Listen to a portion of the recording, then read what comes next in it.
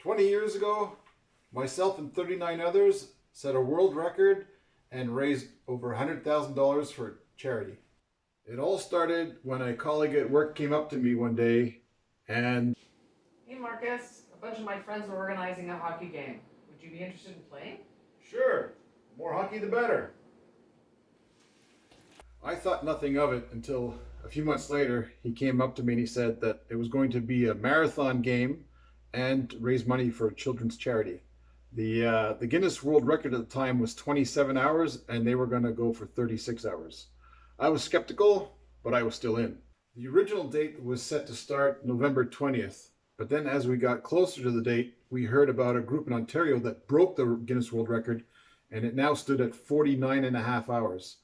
The organizers called us all up and asked us if we were still interested because that was now the number to beat.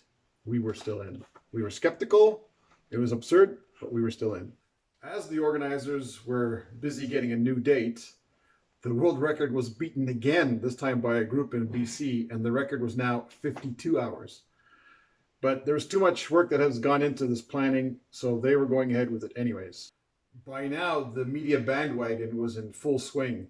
Newspapers have been contacted, the local TV, radio stations. It was a go. And let's not forget the 200 volunteers and dozens of sponsors. December 8th, 9th, 10th, and 11th were now the official dates for our game. And we hastily got together a practice game for November 30th so that we could establish the caliber of each player so that we could make as even teams as possible. Most of us had never played together, so we wanted even teams. In order to be allowed to play, everyone needed a medical consent form signed by their GP. I didn't have a GP, so Greta started calling around. And it turned out, even back then, GPs weren't taking on new patients. On the 9th call, she found one. Every player also needed to raise the $2,500 entry fee. Fortunately, my employer, Dectron, covered mine. So at 40 players at $2,500 each, that's the $100,000 that we raised that went to the two charities, the Montreal Canadiens Children's Foundation and the Starlight Children's Foundation. A fellow player and doctor set up our 9-hour shifts. We were going to play 6 on and 3 off. And he said, stay fueled, eat when you can, and drink a liter an hour of Powerade. And we had food available to us at all the time, on the bench, in the dressing room, the cafeteria, of course. And Greta was there handing out Powerade for 19 hours in those first 3 days. We had great volunteers. The ice at the Bell Center is getting used so much right now, it's likely getting worn down. Since 7 o'clock last night, the home of the Canadiens has been host to a non-stop hockey game. The Marathon on Ice features 39 determined businessmen and one woman, Louise Uhl, skating until they drop for a good cause. Leanne Castellino has more for us. Sportsmanship, generosity, and raw determination form the top line in this hockey marathon. How much hockey do you play? 0. You must skate often, though. No. I just bought these skates about 3 weeks ago. Their goal, play for 54 straight hours, raise money for 2 children's charities, and set a new Guinness World Record. Well, the Guinness rules state that we can't stay more than 8 hours on the ice, with a minimum of 1 hour rest after that. But our medical doctor, our goaltender, is put us on a rotation where we're 6 hours on, 3 hours off.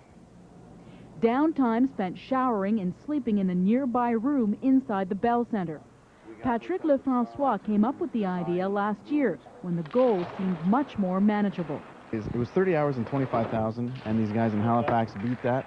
And so if I said to myself, if the guys in Halifax can do it, then so can we. Well, I'm using a lot of energy bars and protein shakes, bananas, nothing heavy. Otherwise, your body bogs down. You won't be able to play anymore. I've been eating constantly and doing what the doctor's saying, drinking, but basically we're being weighed to just ensure that, you know, the vitals that they took when we started off are pretty constant. It's been tough. I had the first shift, so the first shift last night had 8 hours straight. So I had to skate 8 hours and we go to sleep. You don't get much sleep. We're all 15 guys sleeping in an area here, so we try to snooze for a little while, but start feeling in the legs. The marathon will likely break 2 marks, having already reached its $100,000 goal for the Montreal Canadiens Children's and Starlight Foundations. A room that would already be existing at the Children's Hospital is going to be refurbished with the funds from this. Everything from computers to games, internet access, anything basically that the kids need to put a smile on their faces while they're confined to lengthy hospital stays. The game is scheduled to end at 1 o'clock on Wednesday morning. Between now and then, if you'd like to offer your support, you can watch this marathon hockey game live between 5 p.m. and 9 p.m. tonight and tomorrow night, or call 288-9474 to make a donation. We love hockey, we love it. Leanne Castellino, CFCF Sports. I wonder what the final score will be. Well, that guy who hit the boards fell asleep immediately. Yeah, that's right. Yeah, I'm down on the ice, man. We'll just stay here. Thanks, Brian. Every player was weighed at the end of their 6-hour shift, and if significant weight loss was seen, they were pulled from the game. And during that 3-hour off period, you were supposed to change, shower, eat, and sleep. Well, in that first 3-hour off shift, I didn't sleep at all. We had these army cots in a sleep lounge, which was next to the kitchen, which was next to fridges and freezers, with their compressors running continuously. That was not a good place to sleep. I only slept between 5 and 6 hours during the entire marathon. Sleep deprivation was an issue. Around the 27-hour mark, most of us were pretty much ready to give it up, hang up our skates. But the motto, for the kids, kept us going. The first 6 hours were nuts. It didn't look like a marathon game. It was fast, it was competitive. Blisters were another issue. Mine started around the 42-hour mark, and I fared better than most with my old worn-out skates and my $30 socks. But by the 50-hour mark, everybody was playing with bandaged feet. In fact, there was a lineup to get your feet bandaged, which ate into our 3-hour rest time. There's a hockey game underway in Montreal this evening. Nothing unusual about that, except this one started at 7 o'clock Sunday night. As Michel Godbout reports, the players want to set a world record while helping some sick kids. The siren goes. Players are pumped. Whew.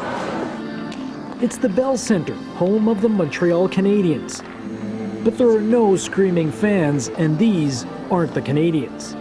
What do you do normally? I'm a broker. I'm a life insurance broker. They're a bunch of businessmen playing a 54-hour hockey marathon, going for a Guinness World Record, but mostly playing for sick kids. What we want to do is build a room at the Montreal Children's for kids that are there for long periods of time, can go play, have computer games, arts and crafts, read books, go there and relax and take their mind off whatever ailments they might have. They took to the ice last Sunday at 7 p.m. They haven't left since. This is an experience of a lifetime. Absolutely is. 4 teams play 6-hour games. The scoring is cumulative, making it look more like basketball than hockey. Players' weights are monitored. Playing 54 hours of hockey can take a lot out of you. We have a stretcher, we have oxygen, we have everything in case we need to send someone outside of the hospital. But it's mostly been bruises and blisters. When they're not on the ice or in the room, they're here, taking a nap. I've had maybe 4-6 hours of sleep since Sunday, 10 o'clock. Between games, some players rest. Others take care of business. Many get their skates sharpened. That's where Brian Canis comes in. Can I ask you how many skates you've sharpened up till now? Oh, probably about,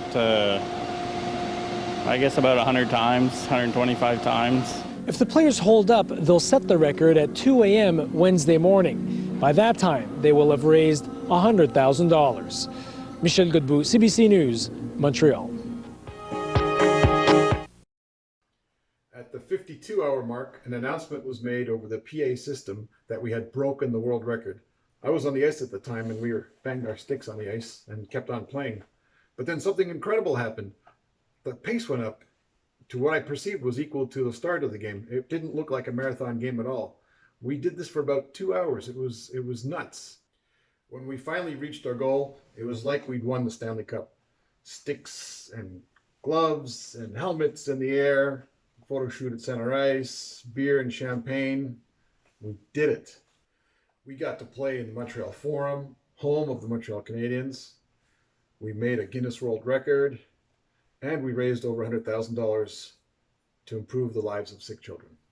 The final score was 298 to 276. I guess the teams were pretty even. As Greta was driving me home at 3 o'clock in the morning on Wednesday, the 11th, I told her it was nice to be outdoors. I had been inside for 54 and a half hours and I'd completely lost track of day and night. And like I said to the reporter in the interview, it was the thrill of a lifetime.